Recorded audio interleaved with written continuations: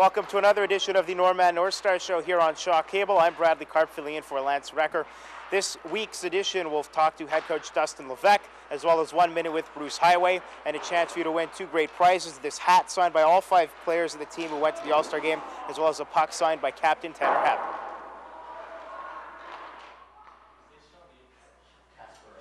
Hi, my name is Stephen Goren. I'm number 17 for the Northstars. I play right wing. I'm from Thompson, Manitoba. I went to Burnwood Elementary, and my favorite hockey player is Joe Sakic.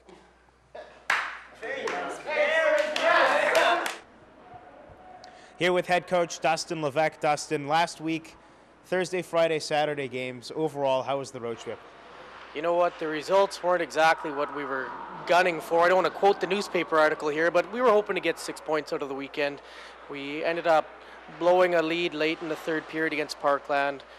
We were killing penalties throughout the overtime and ended up losing in a shootout. So that was a tough loss with that game right in our hands. The next night we got out to a quick lead against Yellowhead, 3-0. I wasn't a big fan of the reffing for that game. The way it was officiated seemed a little biased to me. We even had some of our players saying, why can't we get reffing like this at home sometimes? You know, because it was a lot of the things that were being called against us weren't being called for us at the same time. So we ended up getting a couple goals scored on to shorthanded in the second, and the wheels kind of spun out for us. And in the third period, hats off to Yellowhead. They played a great defensive period.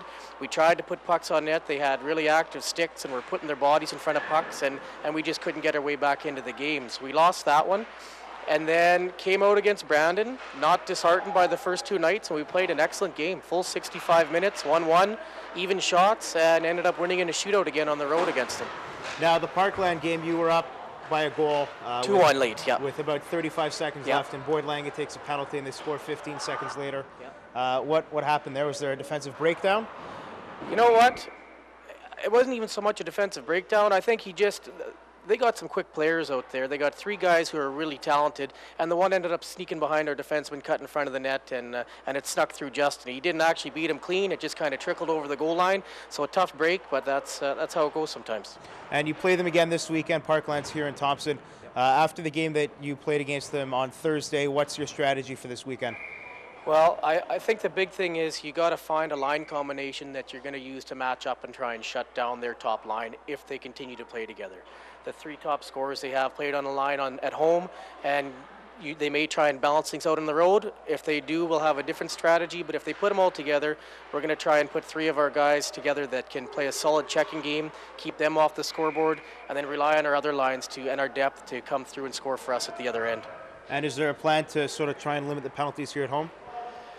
Well, yeah, play clean, keep your sticks down and keep your hands down and just move your feet, right? The second you stop moving your feet on the back check or with players going wide, that's where you're going to get drawn because you got to get the sticks up to stop the scoring opportunity. So moving your feet and just being aware of where your hands and where your stick is. And it's sort of a continuing theme this year, sort of, you get up a goal or 2 and then you blow it late in the game, or you come out strong the first game and sort of flat the second. What's happening in the room that's leading to all this?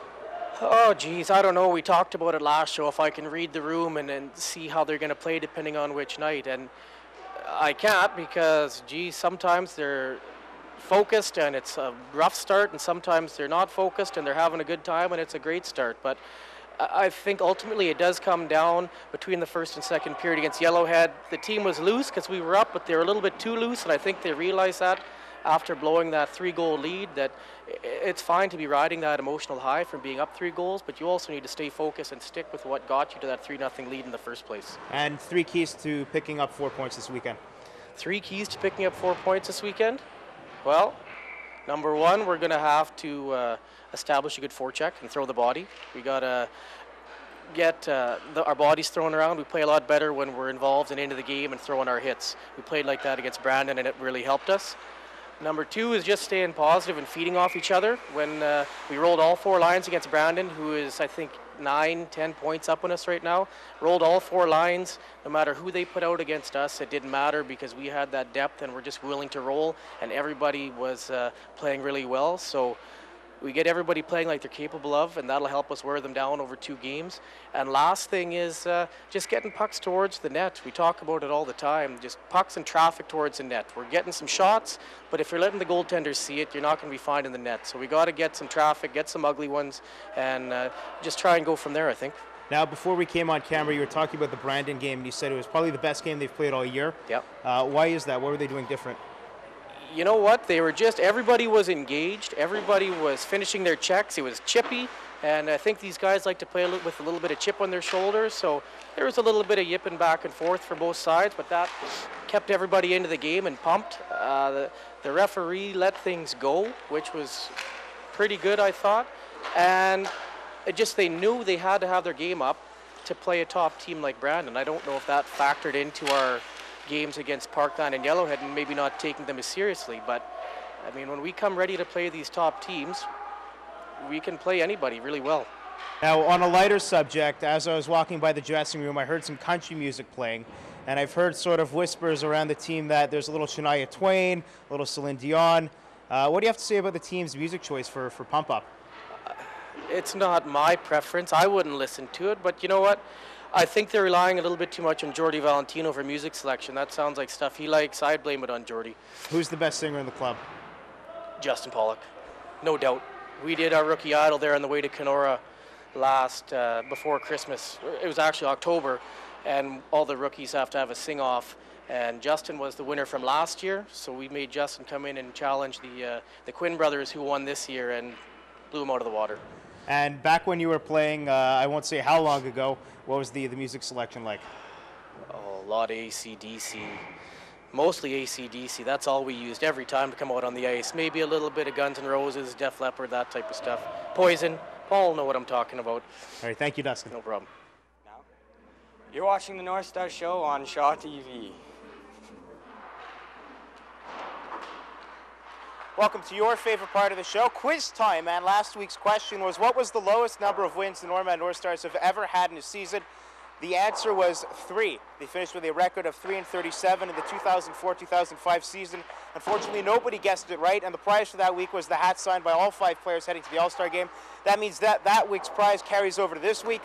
And this week's question, who represented the Northern Northstars in this year's All-Star game? Send your answer to either email, Facebook, or Twitter, all up on the screen now. And these are your gorgeous prizes. A puck signed by Captain Tanner Hepp, as well as the hat with the signatures of all 5 players who went to the All-Star game.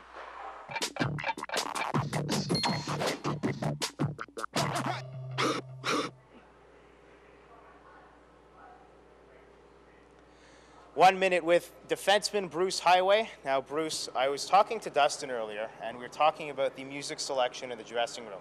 Now, American Idol is on the television. Now, explain to me why you guys have Celine Dion and, you know, all this crazy pop music on to pump you guys up. I don't know about Celine Dion, but we do have some. Adele. We have a lot of techno and a little bit of rock every now and then, but we mostly listen to techno. Okay, now, back in Dustin's age, before they came out with Walkman and MP3 and all that stuff, they played rock. Why aren't you guys playing rock in the dressing room? Techno is just the thing that gets us pumped up right now. Dubstep mostly. And who's the DJ? Me. You're the DJ? Yeah, I bring my iPod in there. What's the #1 track you spin?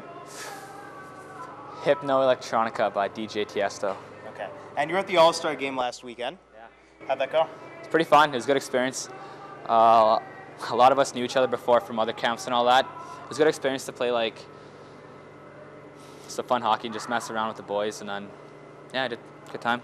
Ready to go for the 1 minute with? Yeah. All right, Paul, you ready? Okay, so what's your favorite arena? This one. Thank God you said that. Oh yeah. Facebook or Twitter?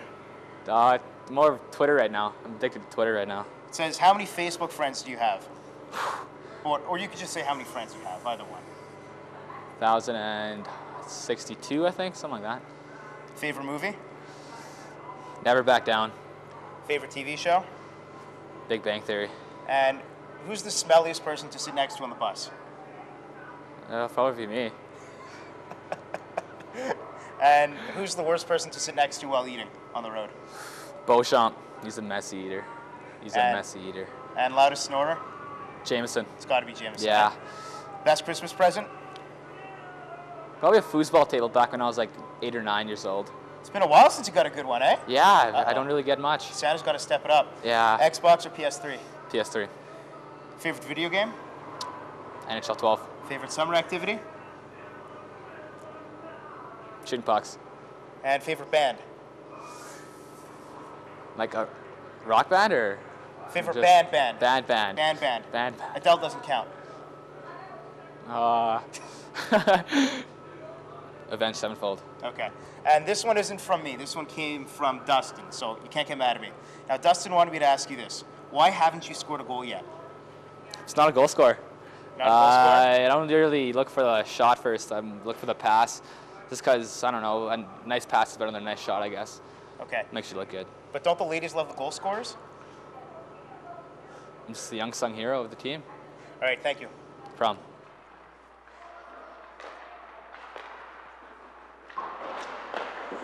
Now, Dustin Levesque here with us again for the Offensive and Defensive Player of the Week. Dustin, who were they this week?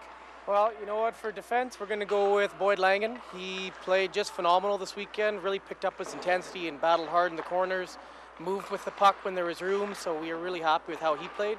And Offensive Player of the Week, we're going with Tegan Quinn. Same type of thing. He battled really hard. He played up with Evan, I believe, Zach Garrett, Jameson Scott the one game and scored a goal, and I think had 2 assists, so he played really well for us this weekend, and he's been playing well for us all year. So that's the 2 for this week. Great, thank you. That's about all the time we have for this week. Thank you to Dustin Levesque and Bruce Highway for taking some time with us today. Remember, your question this week is, who were the players to head to the All-Star game from last year's team?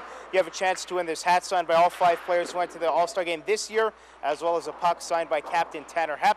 And remember, visit ShawTV.com for all your Shaw TV information. And you can listen to the Norman Northstars show on Shaw TV, as well as going online to NormanNorthstars.com to see all the episodes and all your updated information on the Norman Northstars Hockey Club. And as well on 610 CHGM, you can catch Time Out with the Northstars running every Thursday at just about 12:05.